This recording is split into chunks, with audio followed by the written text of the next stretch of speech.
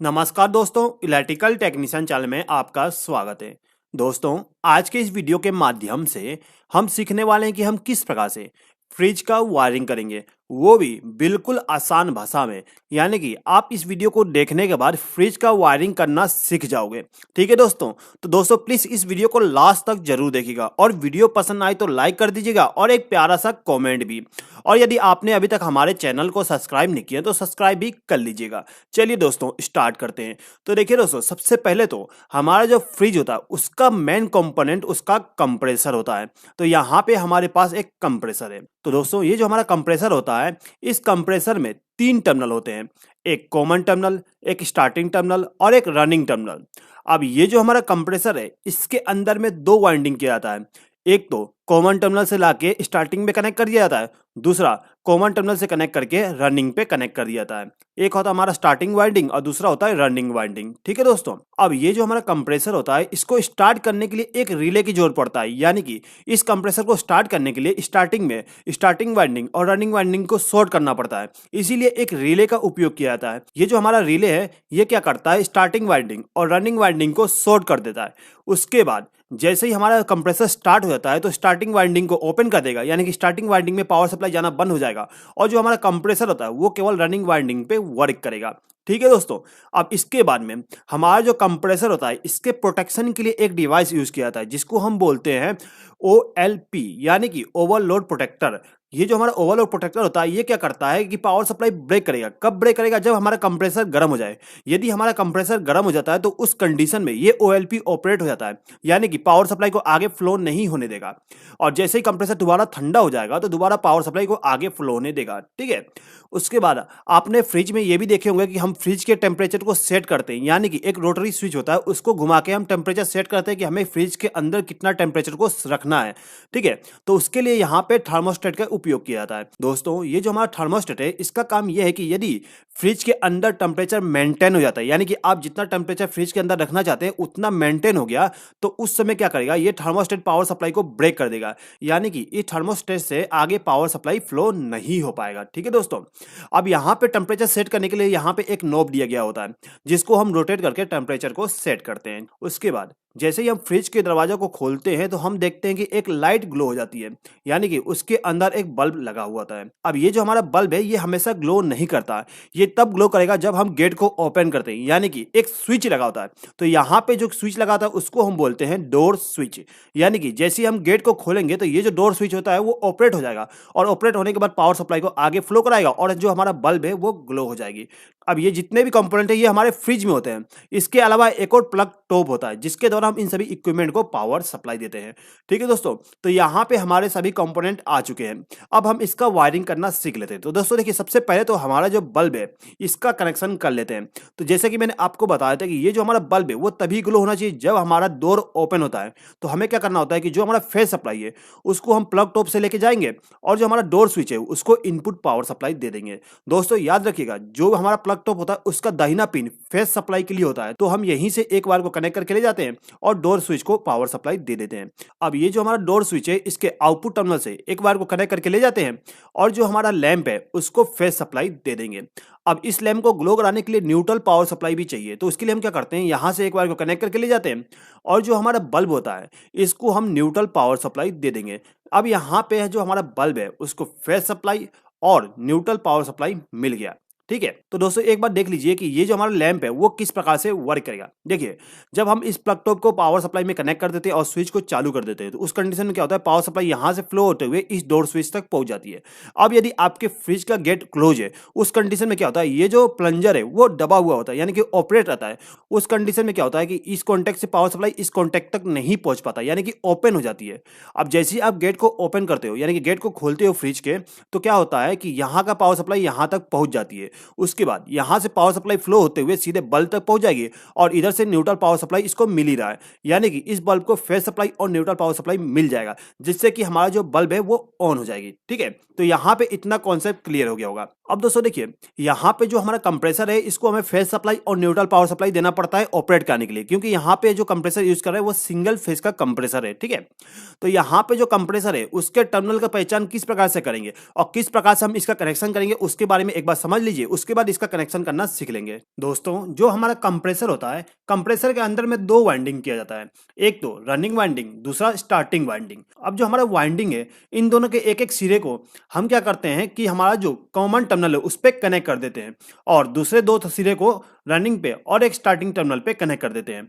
अब दोस्तों देखिए, यहाँ पे आपको मालूम करना है कि कौन सा टर्मिनल हमारा किस लिए, यानी कि कॉमन कौन सा है, स्टार्टिंग कौन सा है, रनिंग कौन सा है।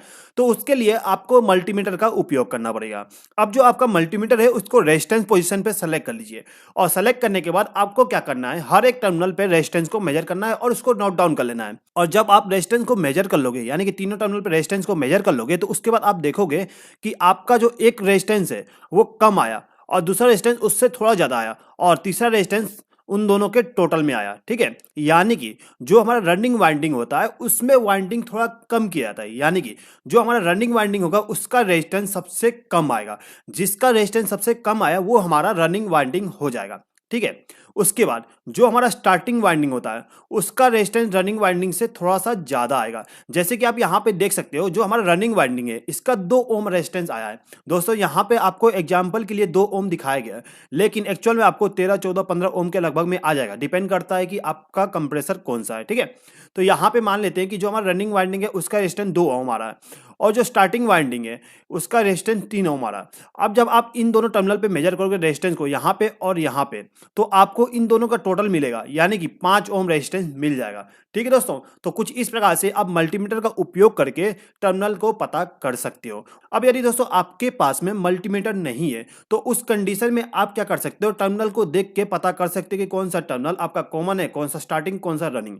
तो दोस्तों देखिए, जो हमारा कॉमन टर्मिनल होता है वो अलग ही होता है, यानी कि वो एक लाइन में नहीं होगा, वो बीच सेंटर में कहीं भी होगा, ठीक है। यदि वो सेंटर में है तो वो हमारा कॉमन टर्मिनल हो जाएगा। सी से सेंटर होता है यानी कि वो हमारा हो जाएगा कॉमन टर्मिनल, ठीक है। अब जो हमारा रनिंग टर्मिनल है यानी कि राइट हैंड साइड में होगा, ठीक है, ये हमारा राइट हैंड साइड है तो ये हो गया हमारा रनिंग टर्मिनल। अब जो एक दूसरा टर्मिनल बच जाएगा लेफ्ट हैंड साइड में वो हमारा स्टार्टिंग टर्मिनल हो जाएगा, ठीक है। इसके अलावा यदि दोस्तों आपका यदि कॉमन टर्मिनल नीचे में है तो आपको क्या करना है, इस साइड से देखना है, ऊपर से देखना है, ठीक है। आप जब यहाँ पे बैठ के इसको देखोगे तो ये जो हमारा कॉमन टर्मिनल है ये ऊपर में हो जाएगा, यानी कि सेंटर में हो जाएगा, ये हमारा कॉमन टर्मिनल हो जाएगा, ठीक है। अब यहाँ से यदि आप देखोगे तो आपका राइट हैंड साइड ये वाली हो जाएगा, तो ये हमारा रनिंग हो जाएगा और ये हमारा स्टार्टिंग हो जाएगा, ठीक है दोस्तों। तो दोस्तों कुछ इस प्रकार से हम टर्मिनल को देख के ये पता कर सकते हैं कि कौन सा कॉमन टर्मिनल है, कौन सा स्टार्टिंग और कौन सा रनिंग टर्मिनल, ठीक है दोस्तों। चलिए आगे बढ़ते हैं।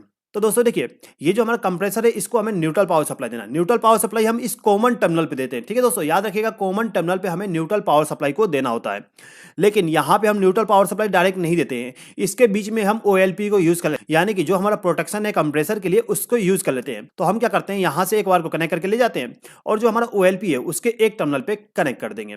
अब यहाँ पे जो OLP का दूसरा टर्मिनल है इसको ले जाके हम कॉमन टर्मिनल पे कनेक्ट कर देते हैं, ठीक है। यहाँ पे कनेक्टर है, इसको हम डायरेक्टली यहाँ पे कॉमन टर्मिनल पे कनेक्ट कर सकते हैं, लेकिन मैं क्या करता हूँ यहाँ पे एक वायर को कनेक्ट करके ले जाता हूँ और कॉमन टर्मिनल पे कनेक्ट कर देता हूँ, ठीक है दोस्तों। अब दोस्तों देखिए, ये जो हमारा कंप्रेसर है इस कंप्रेसर को हमें फेज सप्लाई देना है। तो फेज सप्लाई देने के लिए हम क्या करते हैं, हमारे जो प्लग टॉप है इसके आउटपुट टर्मिनल से हम क्या करते हैं, एक वायर को कनेक्ट करके ले जाते हैं और जो हमारा थर्मोस्टेट है उसके एक टर्मिनल पे कनेक्ट कर देंगे। दोस्तों यहाँ पर कनेक्शन मैंने आपको बीच में से करके दिखाया हूं, लेकिन हम क्या करते हैं, यहाँ से एक वायर को लूप करके इस थर्मोस्टेट को पावर सप्लाई दे देते हैं, ठीक है।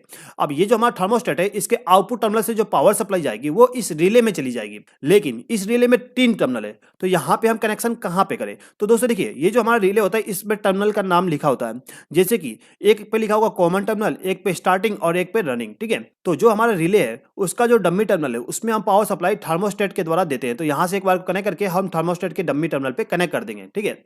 अब मान लेते हैं कि ये जो टर्मिनल है ये हमारा स्टार्टिंग के लिए, तो हम क्या करेंगे, यहीं से एक बार को कनेक्ट करेंगे और स्टार्टिंग वाले टर्मिनल के साथ कनेक्ट कर देंगे।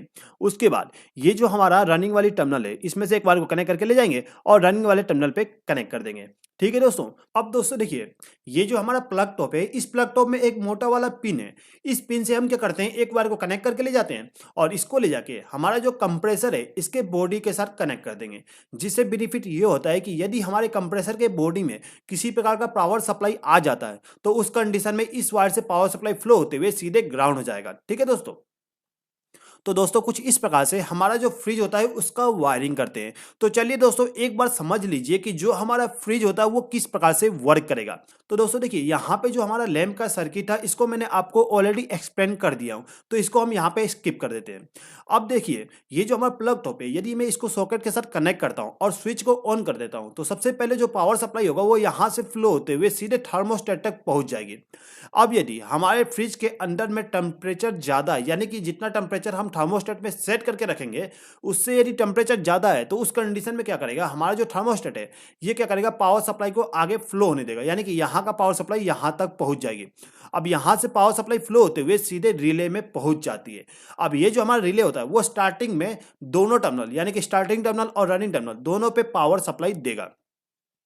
अब यदि इन दोनों टर्मिनल पे पावर सप्लाई मिलता है तो यहाँ से पावर सप्लाई फ्लो होते हुए स्टार्टिंग में और रनिंग वाइंडिंग के टर्मिनल पे पहुंच जाएगी, यानी कि कंप्रेसर के स्टार्टिंग और रनिंग टर्मिनल पे पावर सप्लाई पहुंच जाती है, जिससे कि हमारा जो कंप्रेसर है वो स्टार्ट हो जाएगा। अब जैसे ही हमारा कंप्रेसर स्टार्ट होता है तो ये जो हमारा रिले होता है इसके अंदर एक प्लंजर होता है, वो क्या करता है कि ये जो हमारा स्टार्टिंग टर्मिनल है इससे पावर सप्लाई को ब्रेक कर देगा, यानी कि कंप्रेसर के स्टार्ट होने के बाद पावर सप्लाई केवल रनिंग वाले टर्मिनल पे मिलेगा, यानी कि यहाँ का पावर सप्लाई केवल यहाँ पे फ्लो होगा, यहाँ पे फ्लो नहीं हो पाएगा। तो उस कंडीशन में क्या होता है, जो हमारा कंप्रेसर है वो केवल रनिंग वाइंडिंग के द्वारा वर्क करेगा। ठीक है दोस्तों। अब दोस्तों देखिए जो हमारा कंप्रेसर है वो स्टार्ट हो गया, अब ये क्या करेगा, कूलिंग करेगा। अब जैसे जैसे कूलिंग कम होती जाएगी, यानी कि हमारा जो फ्रिज है उसका कूलिंग कम होती जाएगी, तो ये जो हमारा थर्मोस्टेट है यदि इसमें जितना हम टेम्परेचर सेट करके रखें इतना टेम्परेचर पहुंचने के बाद ये जो हमारा थर्मोस्टेट है ये क्या करता है, पावर सप्लाई को ब्रेक कर देता है, यानी कि यहाँ का पावर सप्लाई यहाँ पे पहुंच नहीं पाएगा। तो जिससे क्या होगा, ये जो हमारा कंप्रेसर है इसको फेस सप्लाई नहीं मिल पाएगी। अब ये जो हमारा कंप्रेसर है यदि इसको फेस सप्लाई नहीं मिलता तो ये बंद हो जाती है। ठीक है दोस्तों। अब जब हमारा फ्रिज के टेम्परेचर दोबारा बढ़ जाता है, यानी कि जितना हम टेम्परेचर सेट किए उससे ज्यादा हो जाएगा, तो दोबारा ये एनसी कॉन्टैक्ट बन जाएगी, जिससे क्या होगा, हमारा जो कंप्रेसर है वो दोबारा स्टार्ट हो जाएगी। ठीक है दोस्तों। अब दोस्तों देखिए ये जो हमारा कंप्रेसर है यदि ये चलते चलते गर्म हो जाता है तो उस कंडीशन में ये जो ओएलपी ये ऑपरेट हो जाएगा, और ये जो ओएलपी ये क्या करता है, न्यूट्रल पावर सप्लाई को ब्रेक कर देगा। अब जैसे ही न्यूट्रल पावर सप्लाई ब्रेक होता है तो हमारे जो कंप्रेसर है इसको न्यूट्रल पावर सप्लाई नहीं मिल पाएगा, जिससे कि कंप्रेसर बंद हो जाती है। अब जैसे ही कंप्रेसर दोबारा ठंडा हो जाता है तो उस कंडीशन में ये ओएलपी नॉर्मल हो जाता है, यानी कि न्यूट्रल पावर सप्लाई को आउटपुट में जनरेट करने लगता है, तो हमारा जो कंप्रेसर है ये दोबारा ऑन हो जाएगी। ठीक है दोस्तों। तो दोस्तों मैं यहाँ पे उम्मीद करता हूँ कि यहाँ पे आप समझ गए होंगे कि किस प्रकार से हम फ्रिज का वायरिंग करते हैं और जो हमारा फ्रिज होता है किस प्रकार से वर्क करता है। दोस्तों यदि आपको ये वीडियो पसंद आया हो तो प्लीज इस वीडियो पे लाइक, शेयर और कमेंट भी कर दीजिएगा, और यदि आपने अभी तक हमारे चैनल को सब्सक्राइब नहीं किया तो सब्सक्राइब भी कर लीजिएगा। इस वीडियो को देखने के लिए धन्यवाद।